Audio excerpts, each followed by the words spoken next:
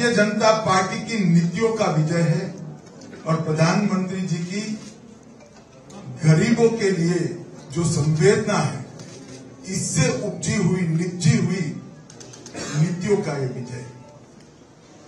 और देश भर के राजनीतिक परिदृश्य में देखिए तो भारतीय जनता पार्टी के अलावे किसी भी पार्टी का कई सालों से एक प्रकार से 80 के दशक के बाद लगातार तीसरी बार मुख्यमंत्री चुनकर नहीं आता है। अगर आता है तो वो भारतीय जनता पार्टी का ही आता है। और वो बताता है कि भारतीय जनता पार्टी ने अपनी स्थापना से जो लोगों के विकास के लिए, देश की सुरक्षा के लिए और गरीब कल्याण के लिए नीतियां बनाई, वो नीतियों का एक विजय होगा। हरियाणा के लिए इसका विशेष महत्व है। हरियाणा की स्थापना 60 के दशक में हुई, तब से अब तक कभी भी कोई भी मुख्यमंत्री लगातार तीसरी बार अपनी पार्टी को विजयी बनाने में सफल नहीं हुआ है। पहली बार हरियाणा में लगातार तीसरी बार भारतीय जनता पार्टी, उसका मुख्य कारण है हमारे प्रधानमंत्री नरेंद्र मोदी जी जब संगठन का काम देखते थे तब हरियाणा के प्रभारी थे। हरियाणा के विकास की जरूरियातें, हरियाणा के जनता का सर्वांगीण विकास, इसके लिए उनके मन में हरियाणियों की समस्याओं की समझ उसी वक्त से हुई जब मोदी जी देश के प्रधानमंत्री बने। हरियाणा में भारतीय जनता पार्टी ने अकेले जाने का निर्णय किया और पहली बार पूर्ण बहुमत की भारतीय जनता पार्टी में सरकार बनी। श्री मनोहर जी इसके मुख्यमंत्री बने और मनोहर जी के नेतृत्व में लगभग 9.5 साल सरकार चली। जब पार्टी ने मनोहर जी को केंद्र में दायित्व देने का निर्णय किया, हमारे युवा मुख्यमंत्री को पार्टी ने बागडोर सौंपी और उनके नेतृत्व में तीसरी बार हमें चुनाव जीत कर पाए। ये चुनाव देश भर के राजनीति के पंडितों के लिए आश्चर्य पैदा करने वाला चुनाव। सबने दिल्ली में एक आकलन लगा दिया था कि इस बार भाजपा की सरकार नहीं बनी है, परंतु हरियाणा की जनता का मैंडेट भाजपा के पक्ष में आया।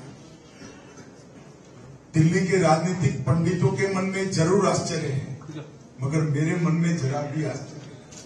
जिस तरह से 10 साल तक यहाँ भाजपा की सरकार चली और मनोहर जी ने इसका नेतृत्व किया, हरियाणा में पहली बार एक कल्पना बनी कि खर्ची और पर्ची के बगैर नौकरी। यहाँ के कई सारे दिग्गज नेता मुख्यमंत्री तक नौकरियों के भ्रष्टाचार के कारण जेल में गए। एक बैकग्राउंड में से भारतीय जनता पार्टी ने एक नई कार्य संस्कृति का विकास किया कि खर्ची और पर्ची के बगैर, मतलब करप्शन के बगैर और सिफारिश के बगैर डाकिया आपको अपॉइंटमेंट लेटर 26,000 करोड़ रुपए के विकास के प्रोजेक्ट। एक प्रकार से आप देख लीजिए तो 2,75,000 करोड़ रुपया इतने छोटे से 10 साल में मिला है। जो कांग्रेस के 10 साल मिला है तो सिर्फ 41,000 रुपया। 41,000 करोड़ के सामने 2,75,000 करोड़ रुपया मोदी जी ने दिया है। और मोदी जी ने इस चुनाव में भरोसा दिया है कि भारत सरकार भी हरियाणा के विकास के लिए कटिबद्ध है। अतः मैं हरियाणा की जनता को भी विश्वास दिलाना चाहता हूं, जो ऐतिहासिक मैंडेट आपने दिया है, भारतीय जनता पार्टी की सरकार आपको निराश नहीं करेगी। हर गांव का विकास होगा, हर व्यक्ति का विकास होगा, कानून और व्यवस्था की स्थिति भी चौबंद रहेगी और भ्रष्टाचार का नामो निशान रहेगा। मैं फिर से एक बार हमारे सर्वोच्च नेता मोदी जी को भी बहुत बहुत बधाई देता हूं, क्योंकि उनके नेतृत्व में भी हम चुनाव लड़े थे और एक ऐतिहासिक विजय प्राप्त करे हैं। हमारे सारे प्रभारी, चार प्रभारी, धर्मेंद्र भाई, विप्लव देव, हमारे सुरेश जी और पुनिया जी, चारों ने भी बहुत परिश्रम से चुनाव का आयोजन किया और आप सबने भी कठोर मेहनत कर विजय सिंह की प्राप्ति की है। और नायब सिंह सैनी, जिनके नेतृत्व में हम चुनाव लड़े और इतना बड़ा मैंडेट मिला है, सभी को बधाई, हरियाणा की जनता को बधाई। और नायब सिंह को आप सबने उचित ही निर्णय किया है, ऐसा मेरा भी। आप सभी को भी बहुत बहुत बधाई।